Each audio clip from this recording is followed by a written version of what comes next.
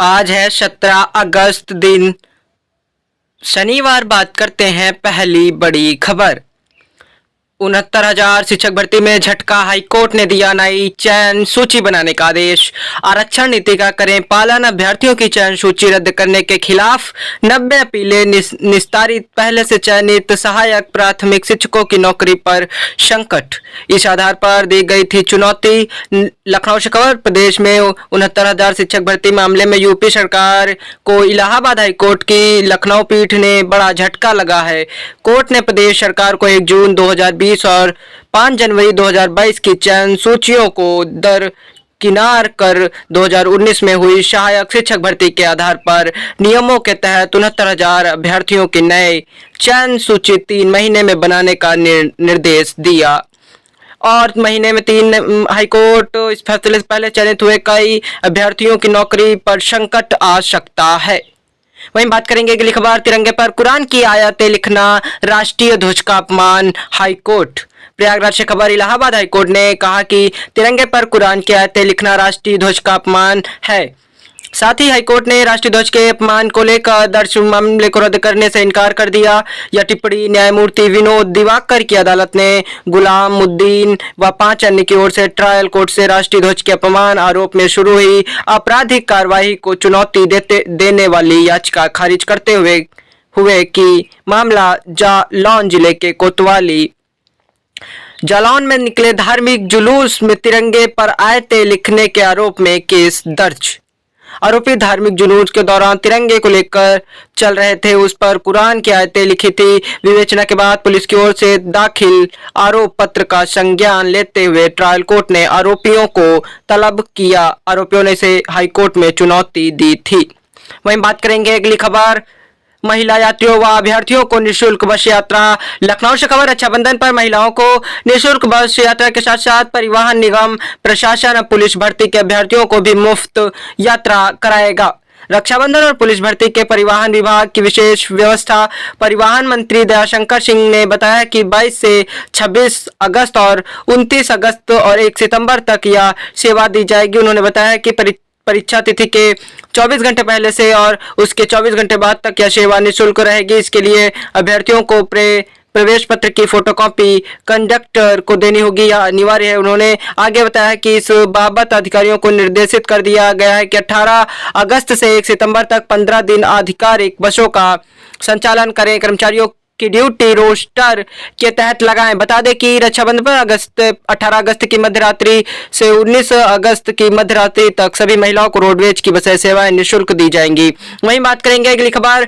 भाजपा जुमले वाला दल अखिलेश। लखनऊ से खबर। विशेष संवाददाता सपा प्रमुख अखिलेश यादव ने कहा है कि भाजपा के लोग अधिकारियों के माध्यम से चुनाव जीतना चाहते हैं। इसके लिए अधिकारियों को हटाकर ऐसी जगह भेजा जा रहा है जहां वे बूथ के लिए काम कर सके। सपा इसकी शिकायत चुनाव आयोग से करेगी। सपा अध्यक्ष ने कहा अफसरों के तबादले बूथ पर काम करने के लिए। अखिलेश यादव ने यह बात शुक्रवार को वीरांगना अवंतीबाई लोधी की प्रतिमा पुष्पांजलि अर्पित करने के बाद कही। उन्होंने कहा कि सपा उपचुनाव में भाजपा को हराएगी। अखिलेश ने कहा कि कई जगह विधायक को खरीदा जाता है और ज्यादा काले धन का इस्तेमाल को रोका जाए। उन्होंने कहा कि भाजपा जुमले उछालने वालों का एक दल बन गया है। गोमती नगर की घटना को लेकर अखिलेश ने कहा कि इस मामले में सभी लोगों के नाम जारी करना चाहिए, उनके माता पिता के भी नाम जारी किया जाए। मुख्यमंत्री सदन में इस बुलेट ट्रेन चलाने की बात कही थी। वहीं बात करेंगे अगली खबर। अगली खबर है पुलिस भर्ती अब 16 केंद्रों पर परीक्षा देंगे 38,000 अभ्यर्थी। बलिया से खबर है। पुलिस भर्ती परीक्षा को लेकर जिला प्रशासन ने तैयारियां शुरू कर दी है। जिला मुख्यालय से 10 किमी के दायरे में 16 राजकीय और अनुदानित कॉलेजों को परीक्षा केंद्र बनाया गया है। 5 दिन तक चलने वाली परीक्षा में करीब 38,000 परीक्षार्थी शामिल होंगे। इसके लिए प्रत्येक केंद्र पर मजिस्ट्रेट की तैनाती की गई है। जिले में 23, 24, 25, 30 व 31 अगस्त को 2 पालियों में पुलिस भर्ती परीक्षा का आयोजन किया जाएगा। पहली पाली सुबह 10 बजे से दोपहर 12 बजे तक और दूसरी पाली दोपहर 3 से शाम 5 बजे तक होगी। 3 दिन पहले परीक्षा केंद्रों पर व्यवस्था सुनिश्चित कराएं। स्टेटिक मजिस्ट्रेट डीएम तैनात किया गया है। परीक्षा केंद्रों पर व्यवस्थापक के तौर पर संबंधित कॉलेजों के प्रधानाचार्य और प्राचार्य को रखा गया है। इसके अलावा केंद्रों पर सहायक केंद्र व्यवस्थापक तैनात किए गए हैं। वहीं बात करेंगे अगली खबर। अब इंटरमीडिएट में 7 विषय पढ़ाने की तैयारी, प्रयागराज से खबर है। नई शिक्षा नीति के अंतर्गत हाई स्कूल में 10 और इंटरमीडिएट में 7 विषय पढ़ाने की तैयारी है। इंटर में 6 विषय अनिवार्य होंगे और 7वां अतिरिक्त होगा। इसी के साथ मानविकी, विज्ञान और वाणिज्य वर्ग खत्म हो जाएगा। इस बदलाव के लिए यूपी बोर्ड में तैयारी चल रही है। इसे कैसे लागू किया जाए, इसके लिए सीमैट में यूपी बोर्ड के अफसरों की 2 दिवसीय कार्यशाला का समापन हो गया। नेशनल करिकुलम फ्रेमवर्क NCF 2023 के अंतर्गत इंटर में सभी को 2 भाषाएं पढ़नी होगी। इसके बाद वह 4 विषय कोई भी ले सकते हैं। इसमें गणित के साथ इतिहास, भौतिक के अर्थशास्त्र, जीव विज्ञान के साथ वाणिज्य या व्यावसायिक शिक्षा भी ले सकते हैं। इसमें 6 विषय अनिवार्य रहेंगे। 7वां विद्यार्थी की इच्छा पर निर्भर है। साथ ही पाठ्यक्रम में कई बदलाव होंगे। कार्यशाला के मुख्य अतिथि CBSE बोर्ड के पूर्व चेयरमैन अशोक गांगुली ने कहा। वहीं बात करेंगे अगली खबर।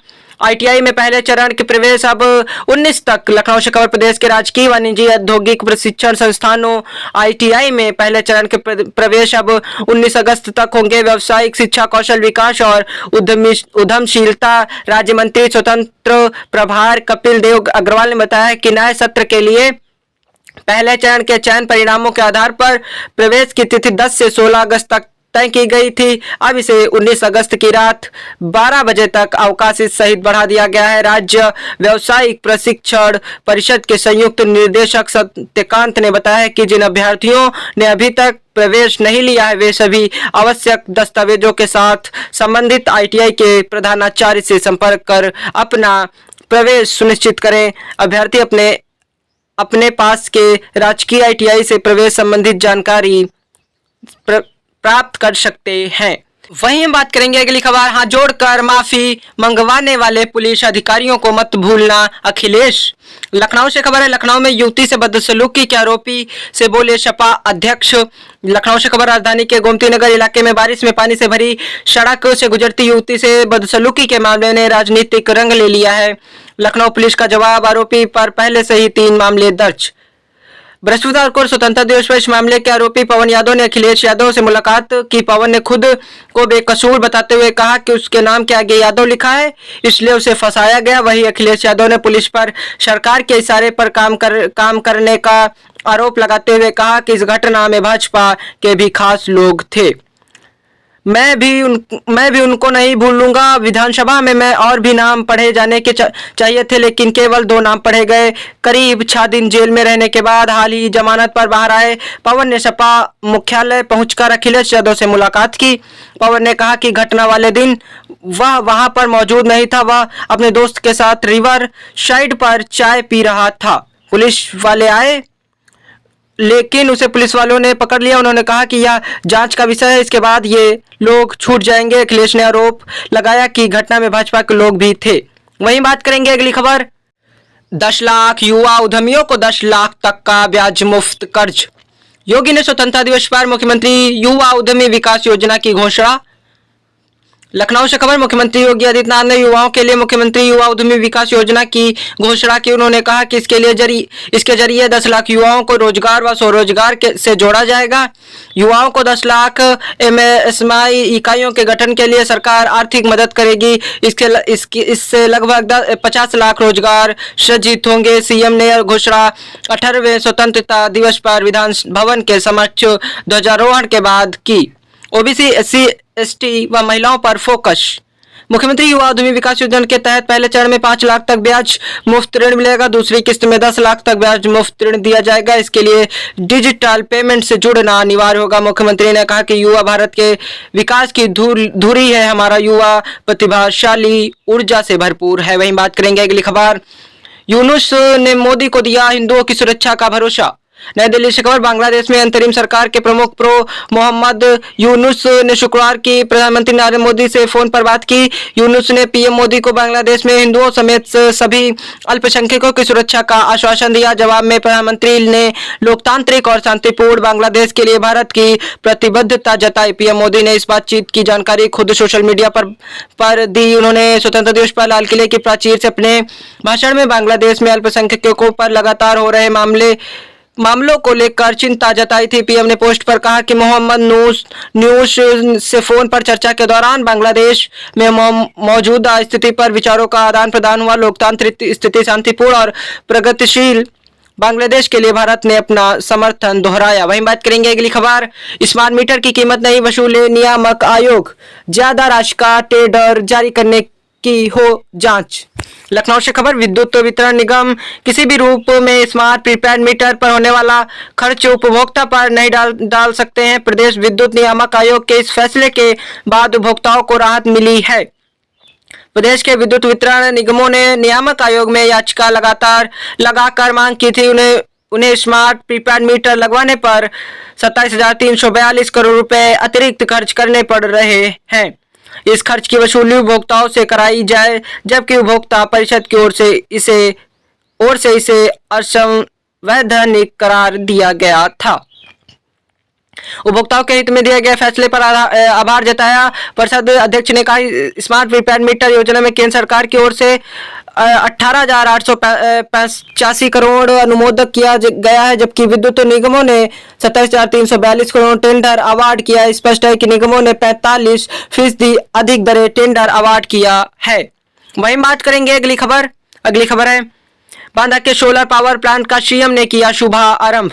योगी बोले, अयोध्या, प्रयागराज, वाराणसी व गोरखपुर बनेगी सोलर सिटी।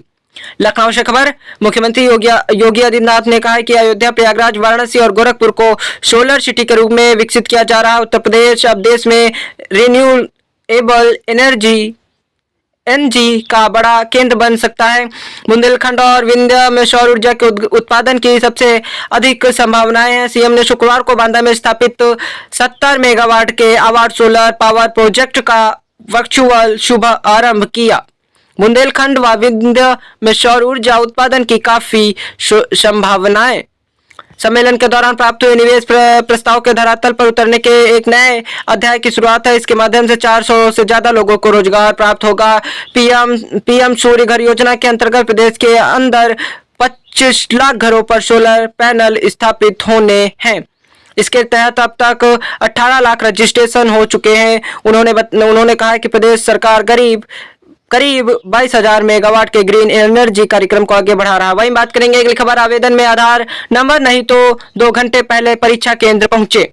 लखनऊ से खबर, सिपाही भर्ती दोबारा होने वाली लिखित परीक्षा के लिए आवेदन में जिन अभ्यर्थियों ने आधार नंबर का उल्लेख नहीं किया है, उन्हें 2 घंटे पूर्व परीक्षा केंद्र हर हाल में पहुंचकर आधार कार्ड का सत्यापन कराना होगा। अन्य अभ्यर्थियों से भी ऐसी ही उपेक्षा की गई। आधे घंटे पहले प्रवेश बंद कर दिया जाएगा। लिखित परीक्षा 23, 24, 25, 30 व 31 अगस्त को 2 पालियों में होनी है। उत्तर प्रदेश पुलिस भर्ती एवं प्रोन्नति बोर्ड के अध्यक्ष डीजी राजीव कृष्णा ने बताया कि अभ्यर्थियों की सहूलियत के लिए उनके परीक्षा केंद्रों वाले जिलों की सूची शुक्रवार की वेबसाइट पर अपलोड कर दी गई है। एडमिट कार्ड परीक्षा के अंतिम परीक्षा की तारीख से 3 दिन पहले वेबसाइट पर अपलोड कर दिए जाएंगे। उत्तर प्रदेश की रोजाना की खबरों से अप टू डेट रहने के लिए यूपी न्यूज अपडेट चैनल को सब्सक्राइब करें, घंटी का बटन दबाना बिल्कुल भी ना भूलें। अपने जिले का नाम कमेंट बॉक्स में करना बिल्कुल भी ना भूलें। अपने जिले की खबरों को से अप टू डेट रहने के लिए यूपी न्यूज अपडेट चैनल को सब्सक्राइब करें, कमेंट में अपने जिले का नाम लिखना बिल्कुल भी ना भूलें। धन्यवाद।